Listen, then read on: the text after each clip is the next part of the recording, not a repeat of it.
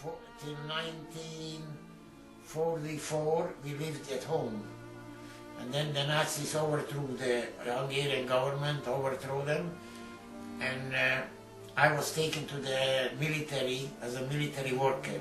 Jews were not taken as soldiers, as a military worker. And I was there till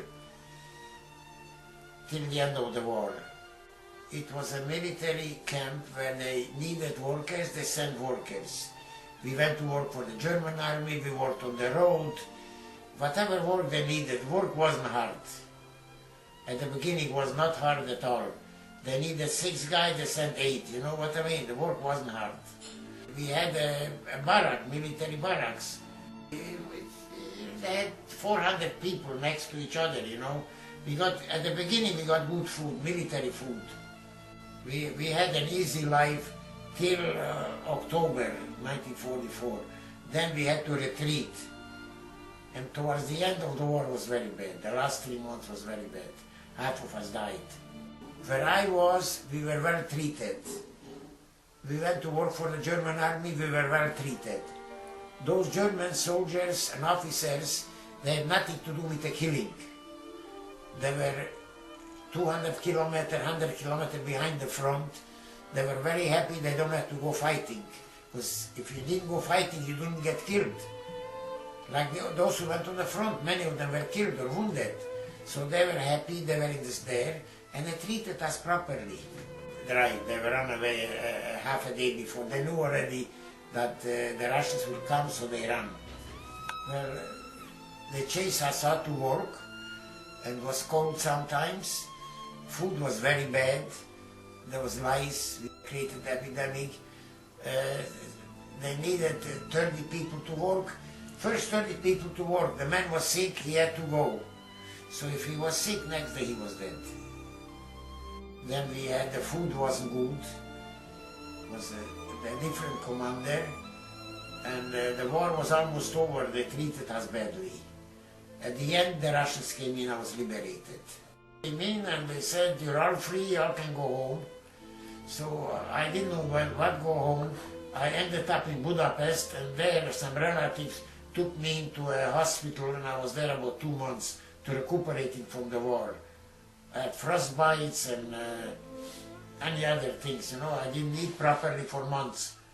The last part of the war was very bad. Like I said, half of us died. Oh, after I returned to Czechoslovakia, I worked for a while in a textile factory.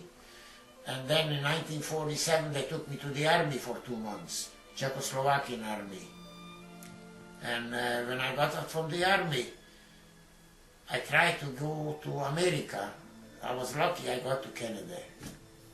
A Jewish organization helped for the Jews. You know, there were some Jews who survived, and some was helping. So they said if somebody is not 18 years old yet, and he's an orphan, he can go to Canada. Well, I was already 18, but I said I'm not 18.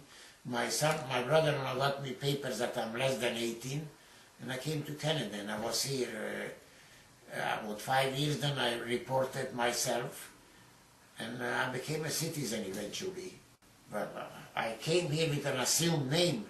I was 25 and I said I'm 18. My name was Samuel Weisberg for a while. And after 5 years I reported to the government that my name is not Samuel Weisberg, that I am not 18. I came here anyway. Eventually it was straightened out. I was not a criminal, I just wanted to come to Canada. The authorities, they came to my house. I went to the Canadian government and I told them the whole story. I wanted to come to Canada, and that's the only way I could come if I am less than 18. So, but if I would hire a lawyer, he would tell me to talk differently. He would tell me that I couldn't stand the communism, this, that time. It was a big problem between the West and East. The Americans were against communism and the Russians were for communism. So I was caught in the middle, you know.